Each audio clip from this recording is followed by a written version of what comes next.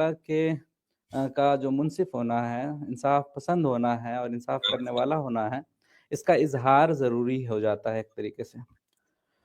तो इसमें एतराज़ इस वे में उठाया जाता है कि हमने क्या किया कि एक खुदा गढ़ा और उस खुदा को हमने कैरेक्टरिस्टिक्स पहनाने शुरू किए हुँ, और उसमें हमने उनको अलग-अलग कैरेक्टर्स अपने हिसाब से हमें जो सुपीरियर अपने एतबार से मालूम होता है, हम देते चले गए और हमने ये कहा कि उनका इज़हार लाज़िम है और इस तरीके से हम कड़ी दर कड़ी जोड़ते हुए पहुँच गए क्रिएशन पर, ठीक है?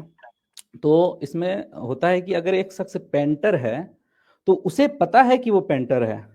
ये और बात है कि हमें नहीं पता जब तक कि उसकी पेंटिंग ना देख लें। मगर हुँ, क्या इससे लाज़िम आता है कि वो पेंटर नहीं है? तो ठीक। खुदा तो अपने आप में खुदा है, ज़रूरी नहीं है कि उसका इंसाफ जो है ज़ाहिर हो या ना हो।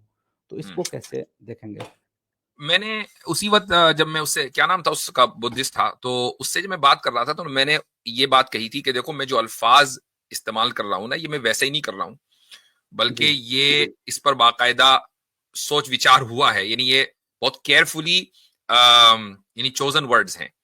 मैंने ये बोला था कि खुदा की सिफ़ात का मैनिफेस्टेशन उन सिफ़ात का तकाज़ा है, डिमांड है।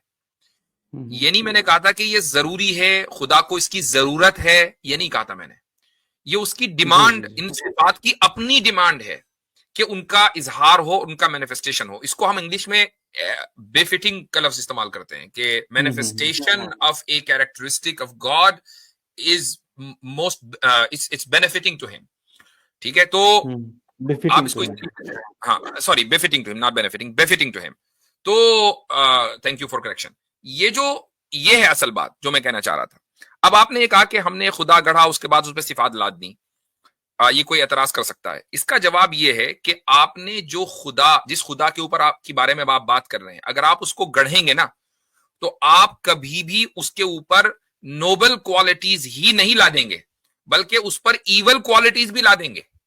और जिन्होंने गढ़ा उन्होंने आज तक इसी का सबूत दिया। ठीक है? हुँ, जो हुँ। खुदा जिस खुदा के बारे में हम बात कर रहे हैं, उस खुदा को हम अपने जैसा नहीं मानते, उस खुदा को हम अपने से लोअर नहीं मानते, उस खुदा को हम सुप्रीम मानते हैं। और सुप्रीम के लिए जरूरी यह है कि जो नोबल क्वालिटीज हो वो उसके अंदर मौजूद हो। चूंकि अगर नोबल क्वालिटीज उस सुप्रीम में नहीं होंगी तो फिर हम सुप्रीम होंगे और वो सुप्रीम नहीं होगा, जबकि हमने उसको सुप्रीम माना है। अब अदल और इंसाफ एक नोबल क्वालिटी है और इसके ऊपर दुनिया का इत्तेफाक है। कोई ये नहीं कह सकता कि ये नोबल क्वालिटी नहीं है। तो अगर वो हमारे अंदर है तो फिर वो खुदा के अंदर होना उसका बदरजे अतम जरूरी है।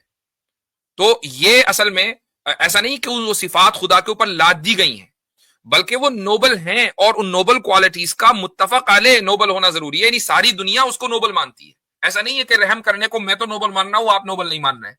मगफिरत करने को मैं नोबल मान रहा हूं, आप नहीं मान रहे। नहीं, सारी दुनिया मान रही है। हुँ।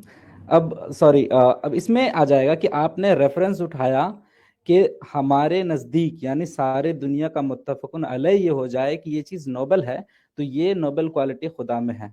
जबकि जी, अभी थोड़ी देर पहले हमने डिस्कस किया कि नोबैलिटी है या फिर अच्छाई या बुराई है, इसका रेफ़रेंस हम खुदा से लेंगे।